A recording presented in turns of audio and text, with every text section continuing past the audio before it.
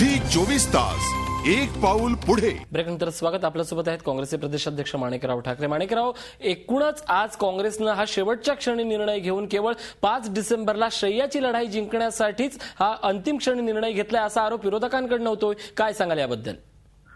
नाही, या संदर्भामध्ये काँग्रेस पक्षाची स्पष्टपणे भूमिका होती आणि त्यामुळेच आम्ही जाहीरनाम्यामध्ये सुद्धा याचा उल्लेख केला होता की काँग्रेस पक्षाचं सरकार महाराष्ट्रामध्ये देशामध्ये आल्यानंतर आम्ही सगळ्यात पहिले इंदू मिलची जी जागा आहे ती डॉक्टर बाबासाहेब आंबेडकरांच्या चैत्यभूमीला त्या ठिकाणी देण्याचा निर्णय करू आहोत आणि त्या संदर्भात त्याची पूर्तता होत असताना मनापासूनचा एक आनंद आम्हाला सर्वांना आहे की आम्ही त्याची पूर्तता करू शकलो।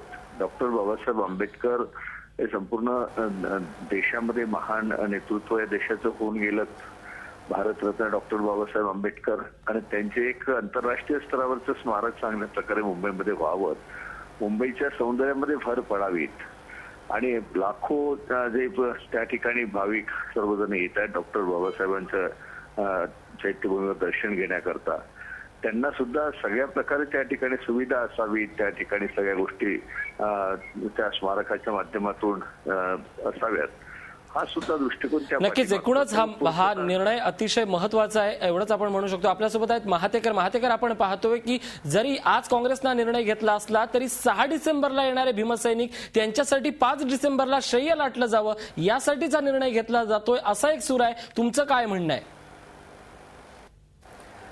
नाही, माझं म्हणणं असं आहे की या क्षणाला कोणीही श्रेयाचे मुद्दे उपस्थित करून, कारण अनेक प्रश्न मग त्याच्यामध्ये उपस्थित होतील की जे प्रश्न विचारणं मला आजच्या घडीला हे रास्त वाटत नाही। उदाहरणार्थ, मग एवढे दिवस का लागले हा सगळा निर्णय घ्यायला? आंबेडकरी जनतेला इतकी टोकाची भूमिका का घ्यावी लागली? रिपब्लिकन पक्षाला आंदोलनाचा इशारा का द्यावा लागला? या सगळ्या गोष्टी त्यामध्ये येतात। त्यामुळे श्रेयाचा भानगडीत कुणी पडू नये। खरा कस, सरकारचा खरा कस हा आता नंतरच्या काळामध्ये आहे।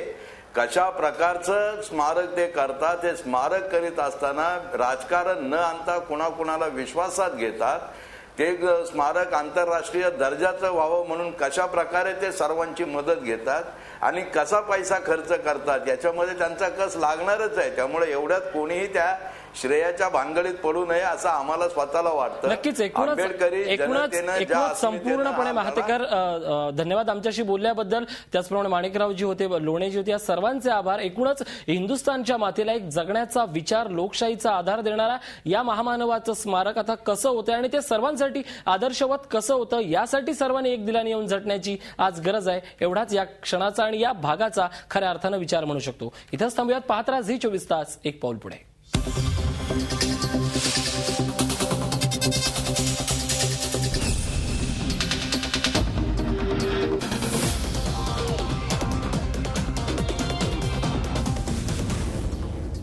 झी 24 तास एक पाऊल पुढे।